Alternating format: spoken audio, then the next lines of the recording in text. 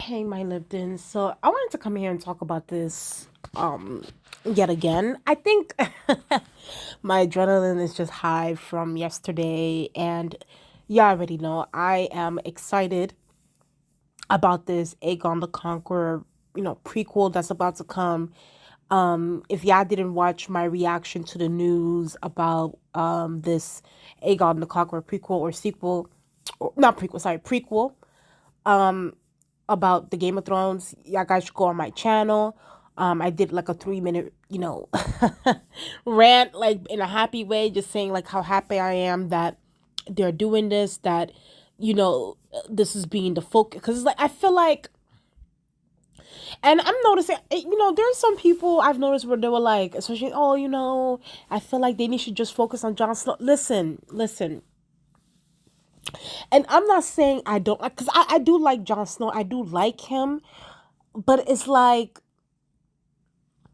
Jon Snow doesn't get, like he's not the main attraction to me personally.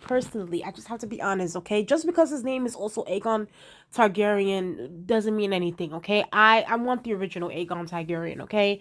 Give me fire and blood, give me dragons, give me the king of all kings, and that is Aegon the first, Aegon the Conqueror, okay? Along with his sister wives, Visenya and Rhaenys, okay? It's like I don't know. I don't really don't understand this need to like still sort of milk out what happened within Game of Thrones, especially that shitty ending that we got. I think that we should really just hang it up with that story and that storyline. At the end of the day, what happened happened.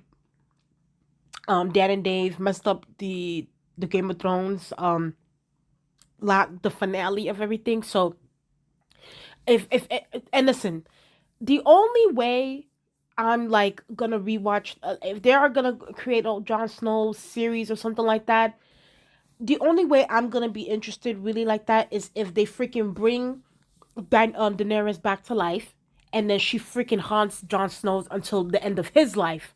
Okay, until he hits the grave 6 feet under, and he can never come back to life. I don't know. They need to do something like that. If they give me like Daenerys, ghost haunts Jon Snow till he goes cuckoo for Cocoa Puffs, and he ends up, committing suicide or something. I think I can get into that. I can get into that because he was fucked up for what he did to my girl. But if y'all just gonna go on this whole like, Jon Snow redeemable journey and like him coming to terms of what he did to Daenerys and everything that happened, I'm not interested. I'm not interested. I'm not interested. I'm not interested. So it's like, and plus, Jon Snow's just not my favorite character off that show. I was here. Don't get me wrong. I was here for him and Daenerys, him and Daenerys's relationship. But then that turn that happened in season 8, like I hated everything. But then again, I have to blame the writers for that. I can't really blame the character. But whatever. But to focus on Aegon the Conqueror. So when I put up my video review about the news that came out that they're doing the prequel to this, and they're finally giving us what we need, what the general public needs. There was some conversations that I've been seeing online. So of course, when things like this happen, there's obviously fan casting and all those different things. So for me, right? I saw this on this account. So for me, the Westerosi account, they said that who should portray Aegon, Visenya, and Rhaenys in the upcoming Aegon's Conquest spinoff. So this is my own fan casting. I said Henry Cavill as Aegon, Elizabeth Olsen as Visenya, and Adelaide Kane as Rhaenys. So obviously this is Henry Cavill, in some very high maintenance gear, some fan casting gear. Elizabeth Olsen, who is also in Marvel as the Scarlet Witch. And if y'all don't know Adelaide Kane, I suggest you guys should go watch Rain. It was a CW show. Rain is spelled Reign. I thought, Adelaide.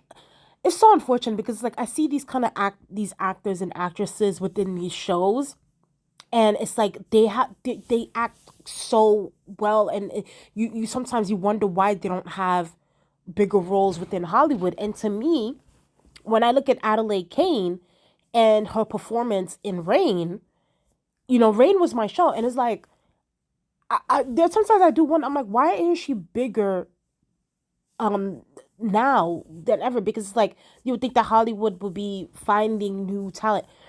To me, I feel like she should play Rainey's.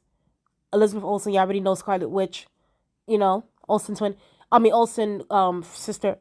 I think she should play, because I heard the news, and I reported on this too on my channel. I was like, you know, there was some rumors like a year ago or so, like they were saying that, like, you know, is Elizabeth Olsen wants to be a part of House of the Dragon, or that she at one point auditioned to be a Targaryen or something like that when Game of Thrones was on. So when I heard that news, y'all, ever since then, I in my mind, I don't know, it's just like now I can't.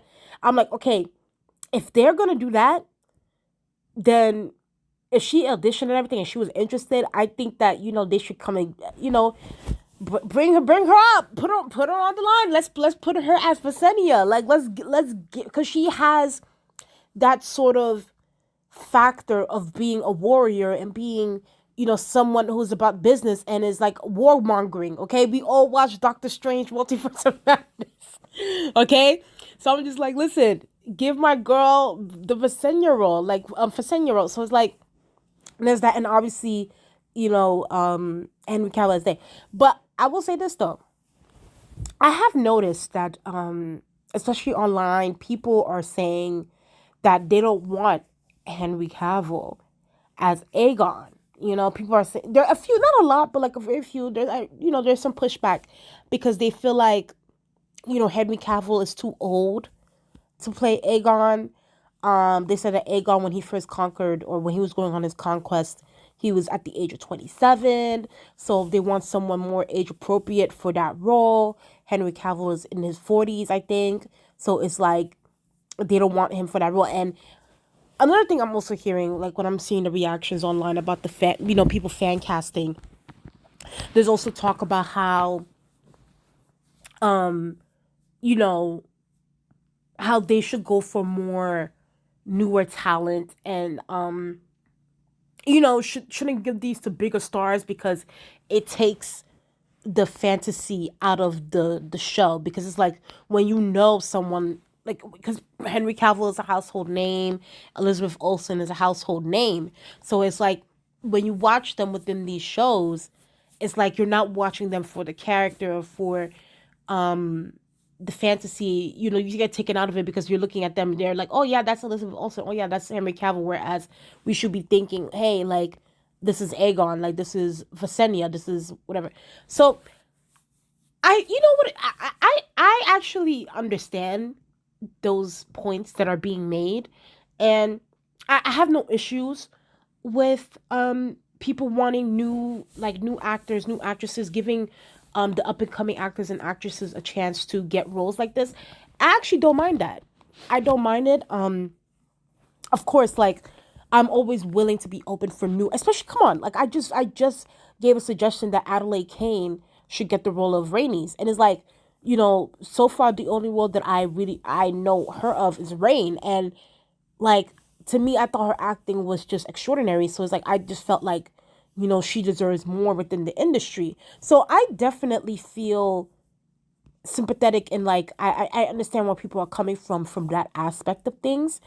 Um, and plus, like, even when you look at House of the Dragon, right? House of the Dragon, you know, a lot of these people are also, not all of them, but a few of them are newer talent. Like the young Rhaenyra, young Alicent.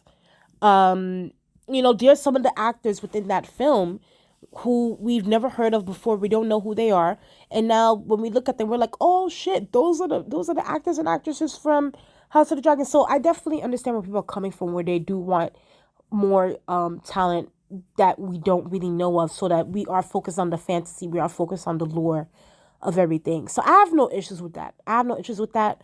And I hear where people's coming from. The age thing, I don't know.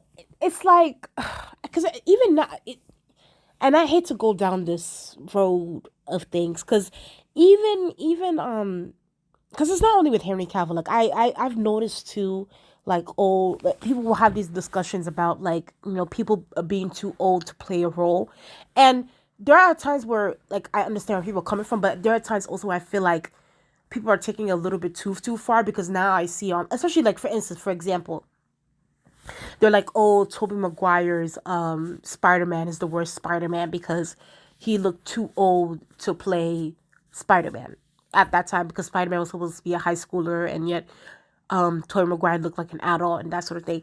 To me, that's the, you see, that's the part of the internet where it's like I just don't really get into them, because it's like, first of all, if it wasn't for Tobey Maguire's Spider-Man, we would not be here. You wouldn't have Andrew Garfield playing an amazing Spider-Man. You wouldn't have a Tom Holland. And it's like, even now, like, it's like, Tom Holland, like, come on, like, y'all need to be for real. Y'all need to be for real. And I thought that Tobey Maguire did a great job playing Spider-Man. And I also feel like Henry Cavill will do a great job playing Aegon. And it's like, while yes, he might not be the exact age of Aegon, Henry Cavill still looks good. Henry Cavill still, like, muscles, everything, facial expression. We've seen him in a blonde wig. So it's like, we're not going to sit here and act as if Henry Cavill does not look like Aegon the Targaryen. Aegon Targaryen. Or Aegon the Conqueror. Like, he looks like a conqueror. No, like, okay? Like, he looks great for the role. So we're not going to sit and act as if, Henry Cavill is also won't be a great pick. And I think that, I don't know, I think for me, I think that we're saying that now, but it's like, if you were to see Henry Cavill in that role, I don't think that we won't, I don't think we'll be focused on who Henry Cavill. I think he can do a great job playing Aegon. I do. I personally do feel that way. Um, because I don't know, I think he's also a good actor as well. I think Elizabeth Olsen is a good actor. I think Adelaide Kane is a great actress as well. So I don't know. We just have to wait and see what happens with that. Listen, y'all slap a bleach blonde wig on Elizabeth Olsen, slap a bleach blonde wig on Adelaide Kane, and let's get this going. Now, I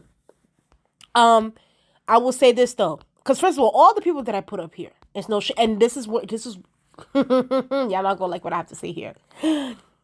All the people I've listed for to play Aegon, Visenya, and Rhaenys, personally for me, I think they're very beautiful people, handsome, beautiful people. Like, Henry Cavill is definitely sexy and handsome. Elizabeth Olsen is beautiful to me, and Adelaide Kane is beautiful to me. So it's like, we also gotta remember too, the Targaryens are meant to be beautiful looking people. And I'm gonna go there because I did a video about this too on my channel. Y'all guys can go on my Game of Thrones House of the Dragon playlist. I said on one particular video, like, and it's no shade, I've okay, let me just say it. The cast of House of the Dragon, most of those people are not they're not the best looking folks. You know what I mean? They're not astronomically beautiful, but it's like, we accepted them for what they are. Even me, like, I swallowed my, it is what it is. It's like, I like them now. I like the acting and that sort of stuff. So it's like, the actors that I pointed out, not only are they beautiful, but they can act as well. So it's like, give these people a chance. Give these people a chance.